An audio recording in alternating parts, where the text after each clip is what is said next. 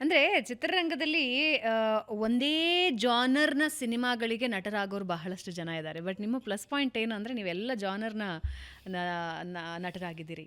ಹಾಗೆಯೇ ಎಲ್ಲ ಡೈರೆಕ್ಟರ್ಗಳಿಗೆ ಯಾವ್ಯಾವ ಜಾನರ್ನ ಡೈರೆಕ್ಟರ್ಗಳಿದಾರೋ ಎಲ್ಲರ ಫೇವ್ರೆಟ್ ಚಾಯ್ಸ್ ನೀವಾಗಿರ್ತಾ ಇದ್ರಿ. ಏನಿತ್ತು USB ಸುಂದರ್ರಾಜ್ ಅವ್ರದ್ದು? ಎಲ್ರಿಗೂ ಯಾಕೆ ಸುಂದರ್ರಾಜ್ ಬೇಕು ಅನಿಸ್ತಿತ್ತು? ಮೊದಲು ಹೇಳ್ದಲ್ಲ, ಒಂದು ಟ್ರಸ್ಟ್, ಹ್ಞೂ ನಂಬಿಕೆ. ಹ್ಞೂ he will deliver my goods ಅಂತ. ಹ್ಞೂ ನಾನೇನು ಅಂದ್ಕೊಂಡಿದ್ದೀನಿ ಅದನ್ನು ಇವನ ಮೂಲಕ ನಾನು ಮಾಡಿಸ್ಬೋದು ಅಂತ. ಆ ಒಂದು ನಂಬಿಕೆ ಒಬ್ಬ ನಿರ್ದೇಶಕನಿಗೆ ಬಂದಾಗ, he is my actor who Ken deliver my character. ಅವರ ಮನಸ್ಸಿನ ಆಳದಲ್ಲಿ ಏನು ಪಾತ್ರವನ್ನು ಅವರು ಅಂದ್ಕೊಂಡಿರ್ತಾರೆ ಅದು ಬರೋಕ್ಕೆ ನಾನು ಅವ್ರಿಗೆ ಒಂದು ರೀತಿ ಸೇತುವೆ ಆಗಿರ್ತೀನಿ. I will be the bridge between the character and director. Director. ಆಮೇಲೆ ನೋ ಡಿಮ್ಯಾಂಡ್ಸ್. ಹೌದಾ? No demands. ನೀವು ಅದಕ್ಕೆ ಡೈರೆಕ್ಟರ್ಸ್ ಆ್ಯಕ್ಟರಾ? ಹೌದೌದು. I prefer to be like that. ಯಾಕೆಂದರೆ ಇವತ್ತು ಸಿನಿಮಾ ರಂಗದಲ್ಲಿ ಆ ಥರದ ಒಬ್ಬ ನಿರ್ದೇಶಕನಿಗೆ ಬೆಲೆ ಕೊಟ್ಟು ಆ್ಯಕ್ಟ್ ಮಾಡಬೇಕು ಅಂತ ನನ್ನ ಅನಿಸಿಕೆ. ನಮ್ಮದೇನೋ ಇರುತ್ತೆ, ನಮ್ದೇನೋ ಸಣ್ಣ ಪುಟ್ಟದ್ದು ನಮ್ಮದೇನಾದರೂ ಕಾಂಟ್ರಿಬ್ಯೂಟ್ ಮಾಡೋಕ್ಕೆ ನಮ್ಮ ಹತ್ರ ಇರುತ್ತೆ, ಇಲ್ಲ ಅಂತಲ್ಲ. ಅದನ್ನು ಹೇರಬಾರ್ದು ಅವ್ರ ಮೇಲೆ. ಅವರೇನೋ ಹೇಳ್ತಾರೆ, ಎಲ್ಲ ಸರಿ ಸರ್ ನಾನೇನೋ ಅಂದ್ಕೊಂಡಿದ್ದೀನಿ ಅಂತ.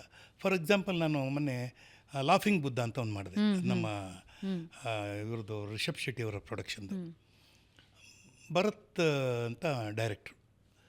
ಆವಾಗ ಡಬ್ಬಿಂಗ್ ಮಾಡುವಾಗ ಸರ್ ಸ್ವಲ್ಪ ಜಾಸ್ತಿ ಆಯಿತು ಸರ್, ಸ್ವಲ್ಪ ಟೋನ್ ಡೌನ್ ಮಾಡಿ ಸರ್ ಅಂದರೆ ಏನು ಜಾಸ್ತಿ ಏನು ನೀವು ಅಂದರೆ ಅವರ ಕಾನ್ಸೆಪ್ಟ್ನಲ್ಲಿ ಆ ಪಾತ್ರಕ್ಕೆ ಕಿರ್ಚಬಾರ್ದು, ಲೌಡಾಗಿರಬಾರ್ದು ಅನ್ನೋದು.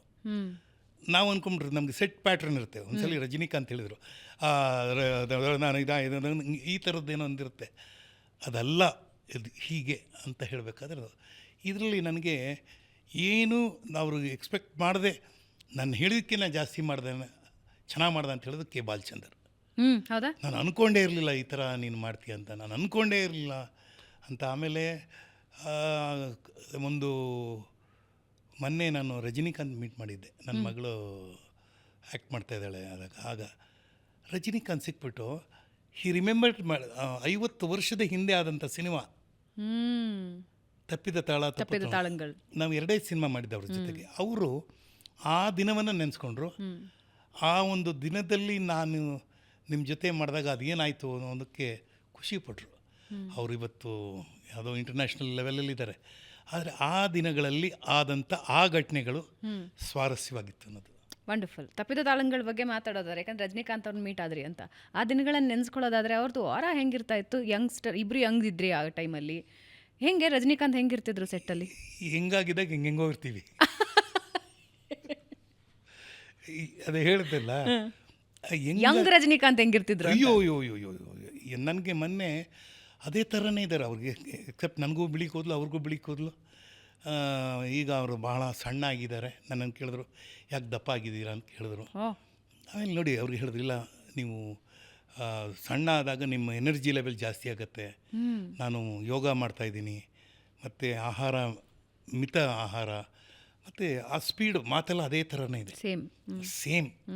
ಏನು ಅವರೇನ ಮೇಕಪ್ ಮಾಡ್ಕೊಂಡು ನಿಂತುಬಿಟ್ರೆ ಹಳೇ ರಜನಿಕಾಂತೆ. ಬಟ್ ಮನುಷ್ಯ ಬದಲಾಗಬಾರ್ದು. ನಾನು ಹೇಳೋದು, ಚಿತ್ರರಂಗ ಬದಲಾಗತ್ತೆ, ಬದುಕು ಬದಲಾಗತ್ತೆ. ನನಗೆ ನಾವು ಆ ಬದುಕಿಗೆ ತಕ್ಕಂತೆ ಬದಲಾಗಬೇಕೆ ಹೊರತು ನಾವು ಬದಲಾಗಬಾರ್ದು. ಈಗ ಅದಕ್ಕೆ ಮುಂಚೆನೇ ಹೇಳಿದೆ ಟ್ರಸ್ಟ್ ಅನ್ನೋದನ್ನು. ಯಾಕೆಂದರೆ ನನಗೆ ನನ್ನ ಬಗ್ಗೆ ನನ್ನದೇ ಆದಂಥ ಒಂದು ಅಧ್ಯಯನ ಮಾಡಿದ್ದೀನಿ. ಹೌ ಗುಡ್ ಐ ಆಮ್ ಅಂತ. How good I am, S.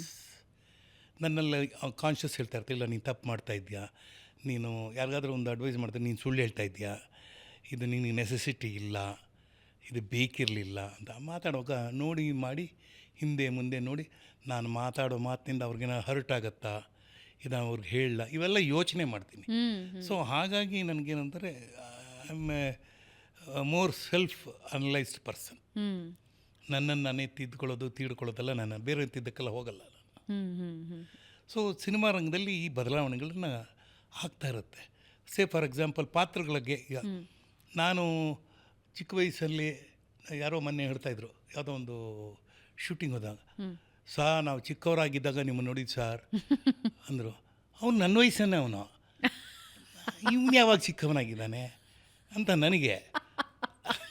ಅವರು ಅವನ ವಯಸ್ಸಲ್ಲಿರೋರು ನೋಡಿಬಿಟ್ಟು ನಾವು ಚಿಕ್ಕವರಾಗಿದ್ದಾಗ ನಿಮ್ಮನ್ನು ನೋಡಿದ್ವಿ, ಅದೊಂಥರ ಸಿನಿಮಾದಲ್ಲಿ ಆ ಮಾತುಗಳು ಬಹಳ ಸಹಜ. ಆಮೇಲೆ ಹೇಳಿದ್ರು, ಎಷ್ಟೋ ಜನ ನನಗೆ ಅನ್ನಿಸ್ತು, ನಾವು ಚಿಕ್ಕವರಾಗಿದ್ದಾಗ ನಾವು ಹಿರಿಯ ಕಲಾವಿದರು, ದೊಡ್ಡ ಕಲಾವಿದರು ಅವ್ರನ್ನೆಲ್ಲ ಇವ್ರನ್ನೆಲ್ಲ ನಾನು ನೋಡ್ತೀನ ಅಂತ ನಮಗೇನೋ ಒಂದು ಪ್ರಶ್ನೆ ಉಳಿದಿತ್ತಲ್ಲ, ಆ ಪ್ರಶ್ನೆಗೆ ಅವರಲ್ಲಿದೆ. ನಿಮ್ಮನ್ನೆಲ್ಲ ನೋಡಿದ್ವಲ್ಲ ಸರ್, ಖುಷಿ ಆಯಿತು ಸರ್ ಅಂತ ಅನ್ನೋದು ಒಬ್ಬ ಕಲಾವಿದನಿಗೆ ಅದು ಒಂದು ದೊಡ್ಡ ಶ್ರೇಯಸ್ ವಿಷಯ.